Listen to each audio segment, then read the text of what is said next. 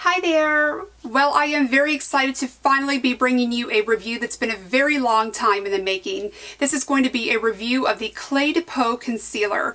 I purchased this around the end of July, and it's really taken me this long to get a very firm grasp on how I feel about this product. It definitely has a cult following. It's a holy grail item for a lot of people, but for me it wasn't love at the first time that I used it. It's taken me a little bit of time to really figure out how I feel about it.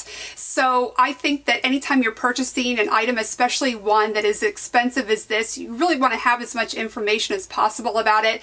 So that's what I'm going to try to bring you today. It's just a lot of good information about my experience with this product. So let's go ahead and talk about some of the basics right up front. This is $70 for 0.17 ounces of product. Yes, you heard that correctly. It is $70. And to be very honest with you, I have very high expectations of any product that costs that amount, no matter what it is. I did purchase this online through Nordstrom. It's available in 6 shades, and I chose the shade Ivory, which is a perfect match for me.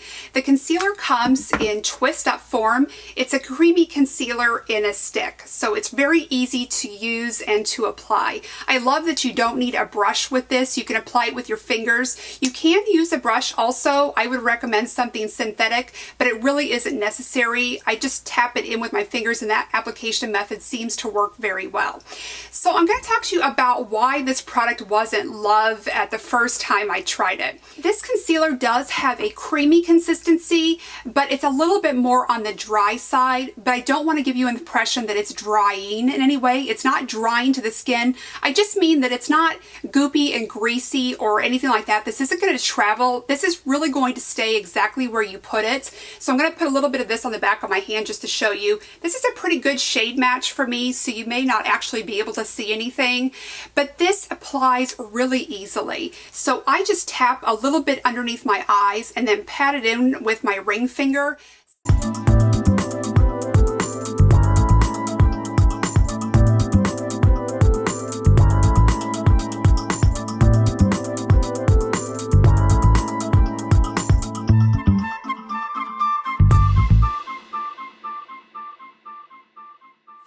Sometimes if I want to use it a little bit more, if I have particularly dark circles that day, I will apply a little bit more of the product just straight from the tube, and then I'll take a synthetic brush and just sort of blend it out a little bit.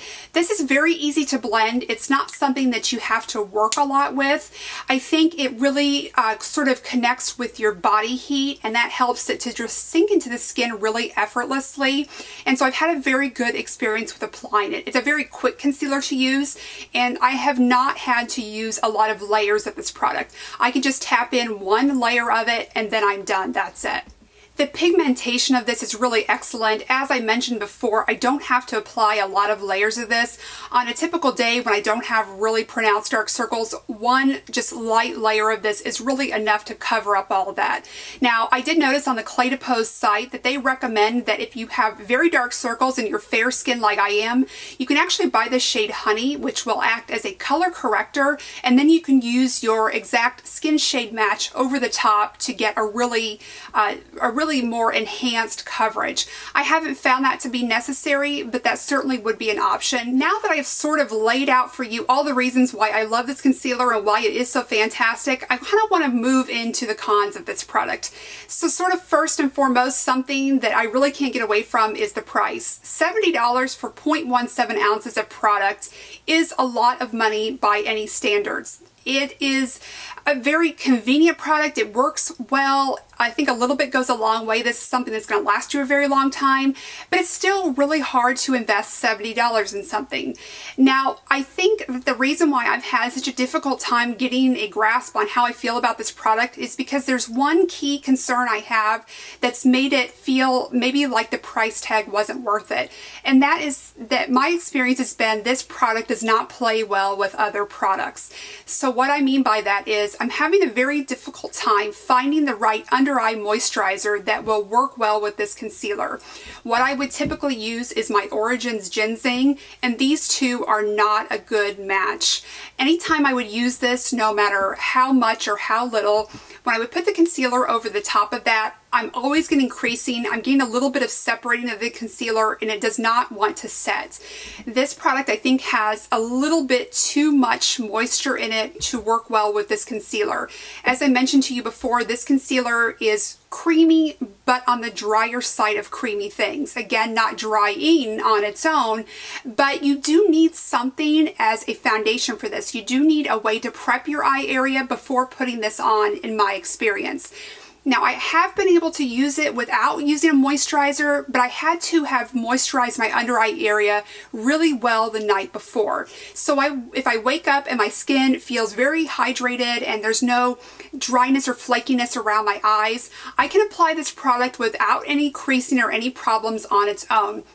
Most days, that is not the case for me. Most days, I do need a little bit of help in the moisturizing department. So there's a couple things I found that do seem to work well with this. So the first thing is a very, very light bit of this CeraVe PM. This is my regular nightly moisturizer, sometimes during the day if I'm not going to be outside. And I have found that these two do work pretty well together. But my favorite combination has to be the Bobbi Brown hydrating eye cream. These two work very well together. So this is what I've been wearing most often. This is what I'm wearing today. And it seems like as long as I use this sparingly, this creates a really nice base for this product. There isn't any separating or any creasing or anything like that. Now, why I think the hydration is so important is, well, first of all, I should mention that I do use Retin-A, so my skin is a little bit more prone to dryness, especially in the sensitive under eye area. Now, while I don't put the Retin-A on that area, I do still experience a lot of dryness and flakiness right in here, even when I'm careful. So I do have to prep my under eye area, and the Bobbi Brown is what I have found that works. Now, as I mentioned before, if I do really work to use a lot of heavy hydration the night before, sometimes I can get away without using it. But a lot of times what I am finding is if I don't prep my eye area, I'm getting a little bit of, it's not exactly flaking. It's really hard to explain. It's almost like a little kind of bumpy looking effect. You can really tell that the concealer has sunk into that particular area, and it's just a little bit too much of a dry formula to really be hydrating enough on its own. I hope I'm making sense with that, because it might be different for everyone, and the eye area can be, a difficult, sensitive area to work with. So everyone's experience might be a little bit different. But I have found that you really need a well-hydrated base for this product to work as expected. So just to sort of summarize my thoughts on this and give you a final verdict, I really am having a hard time of telling you whether I can give this a Le Beauty Bag Boo or Bravo.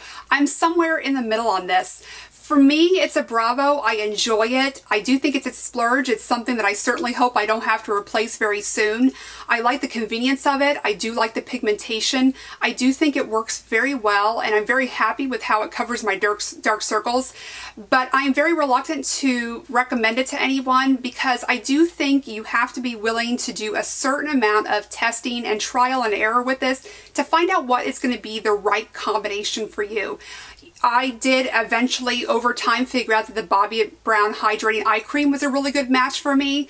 But again, this is another sort of high-end product that you are investing a little bit more money in, so that might not be for everyone. So I think with this product, I will say that I do enjoy it, but it's really going to be a matter of personal preference of whether or not you're willing to spend the money to give this a try. In my experience, Nordstrom does have a very generous return policy, so that might be something to consider if you're wanting to try it. I did purchase it online. I'm not sure if this line is available in all stores. I'm not sure. But if you're curious about it like I was, it might be something worth giving a try. I do think it's made my under eye concealing routine a little bit simpler.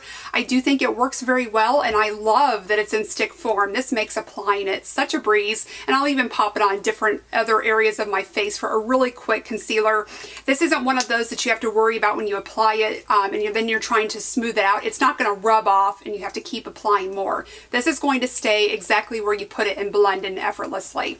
So if you're willing to spend that kind of money on a product and know that it might be fickle and it may take a little bit of trial and error to work with it, go ahead and give it a go. If it's just way more than you're willing to spend and you want something that's a little bit more straightforward and doesn't take a lot of finesse, this probably isn't going to be for you.